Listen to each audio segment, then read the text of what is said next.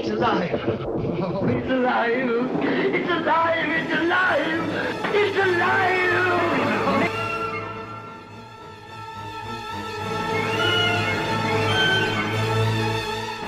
I'll show you who I am and what I am.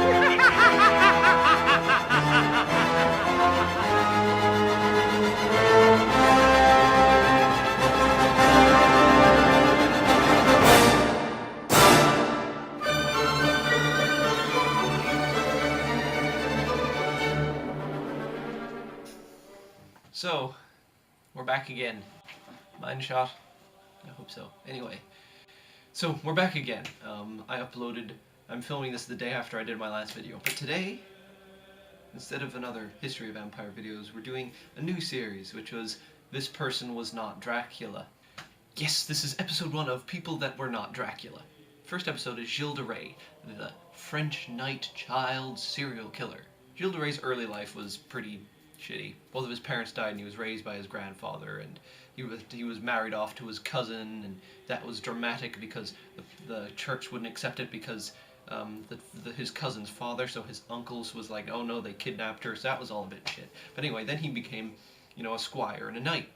Eventually, he was assigned to look after Joan of Arc. I can't believe I just forgot Joan of Arc's name. Wow. Top professionalism here from my channel. That's all you get. Professional, investigative, historical analysis. He was a big believer in Joan of Arc's cause. He actually believed she was who she said she was, and that he believed that she heard the voices of Mary and God and such. Or at least he said he did. And so he helped her all the way through, like, 1429, all that stuff with the Siege of Orleans and all her early victories. But eventually his military career started to wind down in 1431 because of her death. He then retired to his estate in Brittany, where he actually lived more lavishly and extravagantly than the king of France at the time. So he had quite a lot of money and quite a lot of land, and he spent a lot of it. He was, as the young kids say, a baller. He spent that dollar. I want to shoot myself. In 1433, he started to be kind of like, ooh, I fear for my soul. He funded the building of like a chapel for religious reasons and all that, which is called For the Bliss of His Soul. Which, here's when the creepiness starts to come in. This was staffed by all young boys, handpicked by Gilles de Rais. This is when, in current times, eyebrows would start to raise a little bit there. He also started to investigate kind of occult stuff, alchemy, sorcery, all that kind of stuff. Allegedly. We don't actually have any solid proof of this. This is everything from his military career and this kind of... From this on, a lot of this is conjecture. And what was revealed in his trial, which I'll talk about later on. So, allegedly, he started getting into alchemy and sorcery and tried to summon demons. And one of the alchemists or sorcerers that he brought to his place said the only way to summon a demon was the body parts of children. So rumors start to circulate of children disappearing, peasant children disappearing from the grounds of around his castle and in Brittany. In some areas people wouldn't have cared because it was kind of normal for nobles to take boys to be pages or squires, but in other places it could have been a sort of open secret, as was kind of revealed in his trial. De Rais wasn't actually arrested till 1440 when he kidnapped a priest. This is completely unconnected to his whole occult and murder thing, by the way. They just got in an argument, and he kidnapped a priest. So they investigated him, and arrested him. He was tried ecclesiastically. He was tried by the church and by the civic court. And there's a lot of offenses, mainly, I'll read them off, sodomy, heresy, and the murder of more than 100 children. The low estimates I've seen are 80, but I've seen some that are above 100, yeah. A lot of stuff came out in his trial. Witnesses claimed that they saw his servants disposing of the bodies of children, like tons and tons of bodies of children, at around 1437, but that the families were too scared to say anything because they were peasants. And under the threat of torture, Gilles de Rais did confess to all the charges and described ritualistically torturing and killing dozens of kidnapped children. Although some sources say that he did it himself, but then like two of my other sources have said that he didn't do it. It was just his servants. So he was sentenced to death by simultaneous burning and hanging. I think that's funny considering he was tried in civic and ecclesiastical court. Burned for the heresy, hung for the murder. Put them together, a burning hanging.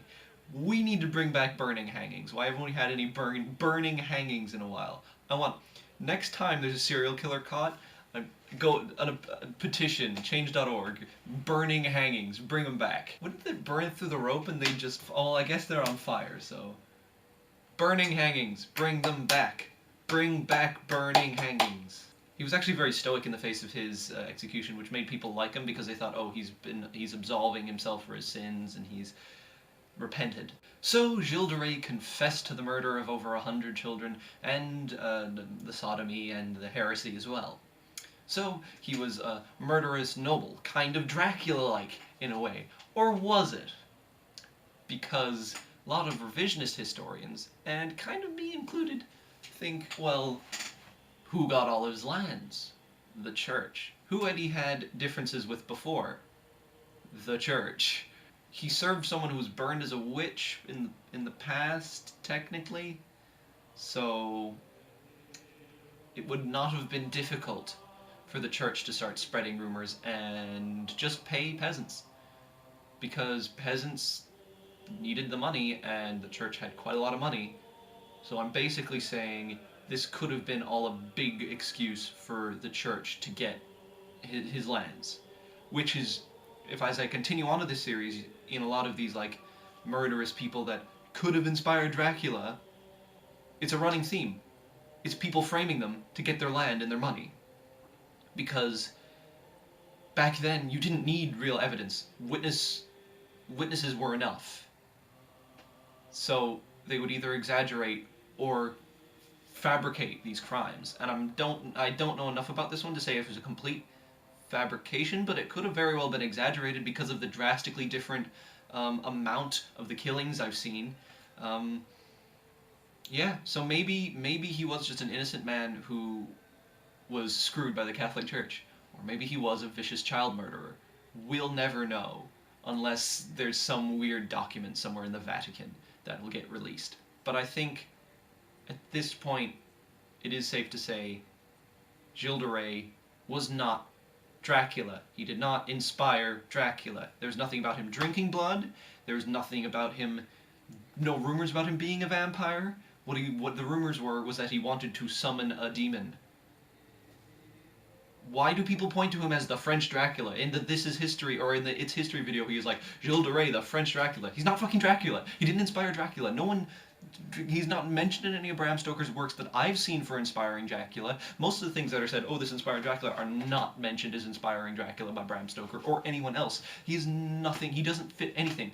He's not Transylvanian. He's not even vaguely Eastern European. He didn't drink blood. He had no connotation with blood. He was just an alleged child murderer. He murdered people. So he might as well say that fucking Genghis Khan inspired Dracula. He killed a bunch of people. Alexander the Great. Oh yeah, Alexander the Great inspired Dracula. He killed a bunch of people. Like, no. Just because there's someone, a historical figure, that did allegedly murder a bunch of people does not mean they inspired Dracula. This has been This Person Was Not Dracula, Episode 1. Next week, or next time I do this, we're going to be looking at Elizabeth Bathory in a lot more detail. I know I mentioned her in my History of Vampires, but I want to do a video just on her, because there's a very similarity between her case and Gilles de Rais. And I think I'll also look at some other alleged vampires. So, you can see some of my other videos here. You can subscribe to my channel, you can like, and binge watch, because the YouTube algorithm loves it when people binge watch my content, because it means it'll get suggested to people. And that's always great. And always remember to sick them on your succulents.